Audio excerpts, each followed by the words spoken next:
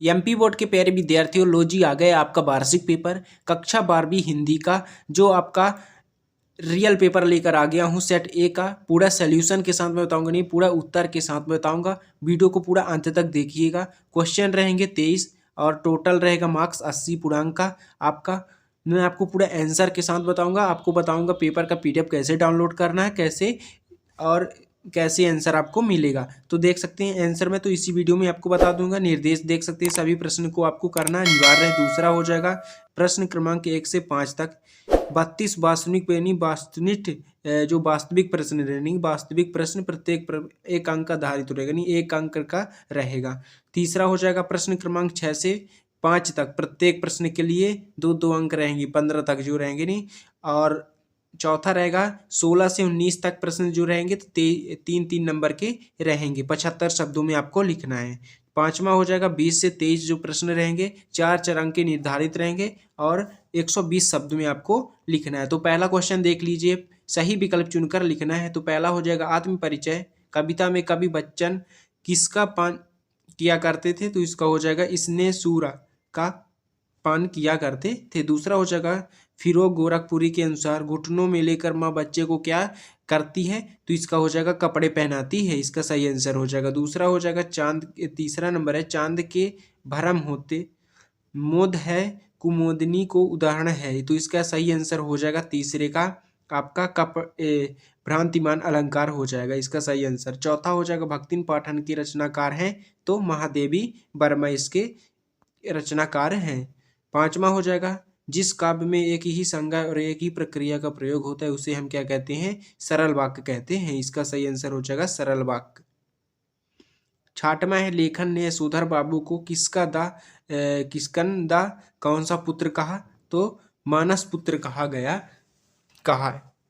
दूसरा हो जाएगा रिक्त स्थानों की पूर्ति कीजिए। पहला हो जाएगा दूसरे का तुमने बिंदी बिंदी को सहूलियत से बरतने कभी नहीं सीखा, तो इसका सही आंसर हो जाएगा भाषा हो जाएगा, इसका सही आंसर। दूसरा है दुनिया की सबसे रंगीन और हल्की चीज है, तो पतंग है। तीसरा हो जाएगा पहलवान की ढोलक पाठ की विधा बिंदी बिंदी है, तो कहानी इसका सही आंसर हो जाएगा। चौथा है विभत्स रस का स्थायी भाव है जुगुस्सा। क्वेश्चन नंबर पांचवा है सांप्रदायिक को बिंदी बिंदी आवाज माना जाता है, तो अखबार को आवाज माना जाता है। छठवां हो जाएगा वह शब्द जो क्षेत्र विशेष में बोले जाते हैं, तो क्षेत्रीय शब्द कहते हैं।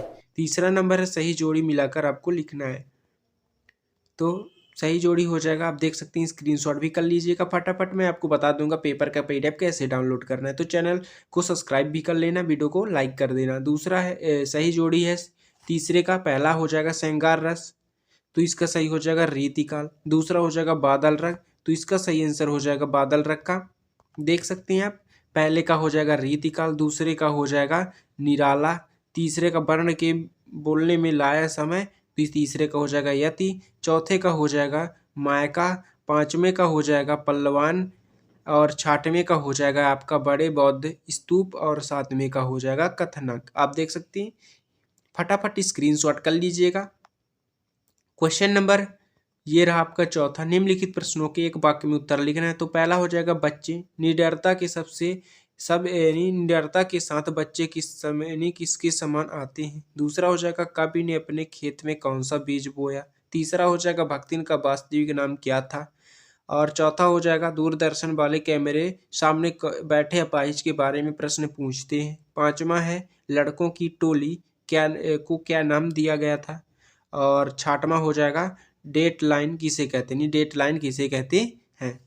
तो आप आंसर देख लीजिएगा, स्क्रीनशॉट कर लीजिए जल्दी जल्दी। सुनहरे सूरज हो जाएगा पहले का, दूसरा हो जाएगा हरण की बीज और लक्ष्मीन हो जाएगा तीसरे का, चौथे का हो जाएगा ताकि वह रो पड़े और पांचवा है मेढक मंडली और छठवां है किसी काम को करने की आखिरी समय सीमा। सातवां हो जाएगा थोड़े से बहुत अधिक कहना। क्वेश्चन नंबर पांचवा है सत्य सत्य का चयन करना है। पहला हो जाएगा मधुशाला बच्चन की प्रसिद्ध कृति है। दूसरा है खरीदने की शक्ति को ही लेखन पर्चिंग पावर कहा है।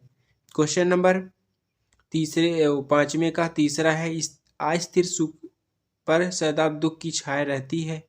चौथा हो जाएगा काला अक्षर भैंस बराबर। और पांचवा हो जाएगा मनोहर शाह जोशी साहित्य अकादमी पुरस्कार सम्मानित किए।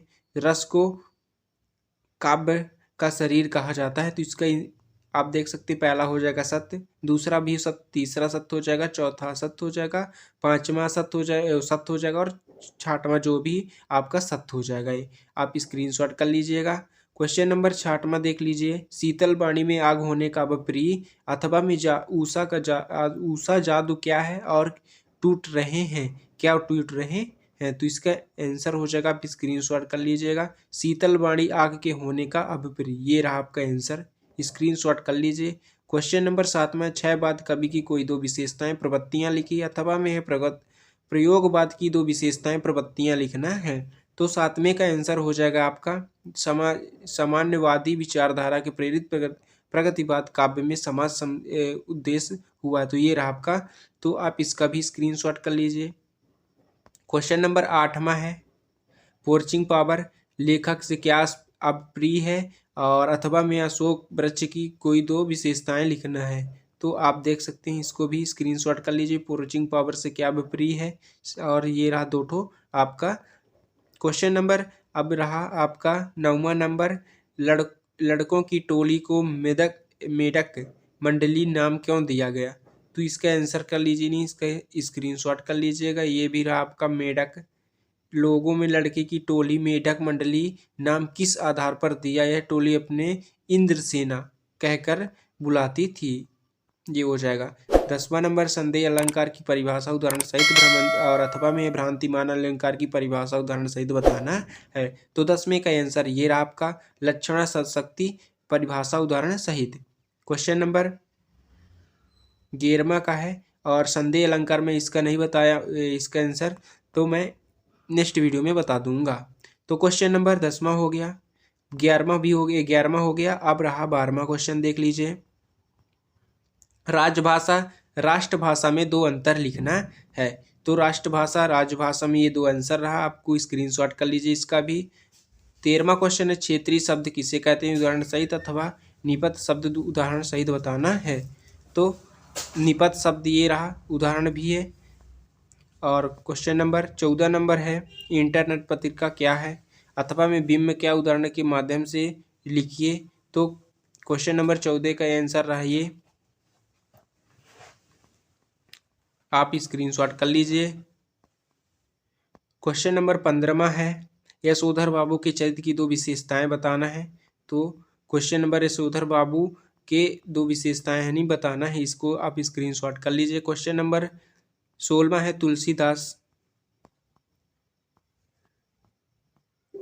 16वां हो जाएगा तुलसीदास सूर्यकांत त्रिपाठी निराला काव्यगत परिचय और बिंदुओं के आधार पर आपको लिखना है। दो रचनाएं भावपक्ष कलापक्ष और साहित्य में स्थान। 17वां क्वेश्चन हो जाएगा महादेवी वर्मा अथवा जैनेन्द्र कुमार साहित्य परिचय लिखना है बिंदु के आधार पर, दो रचनाएं भाषा शैली साहित्य में स्थान। 18वां है भाव पल्लव कीजिए। तो जारा मृदु दो की जगत प्रमाणी सत्य है।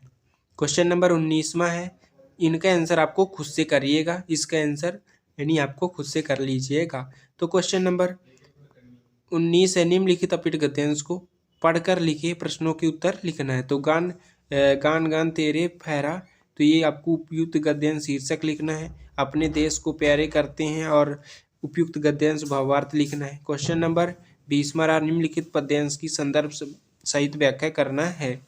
22वां क्वेश्चन है आप विद्यालय के प्रचार महोदय शाला सूक्ति हेतु आवेदन पत्र और अपने मित्र को सेकेंडरी परीक्षा प्रथम श्रेणी उत्तीर्ण हेतु बधाई पत्र लिखना है। 23वां क्वेश्चन निम्नलिखित किसी एक विषय पर सारांशिक अनुच्छेद लिखें और स्वास्थ्य का महत्व, पुस्तकालय का महत्व, प्रदूषण कितने घातक और नारी शिक्षा का महत्व।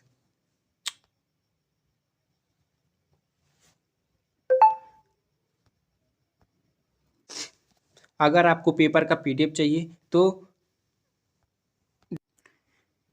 गूगल पर सर्च करिए www.middlepathshala.com, उसमें आपको पेपर का पीडीएफ मिल जाएगा। अगर आपको पूरा आंसर चाहिए तो चैनल पर नए हो तो चैनल को सब्सक्राइब कर लेना, वीडियो को लाइक कर देना। अब मिलते हैं नेक्स्ट वीडियो में। जय हिंद।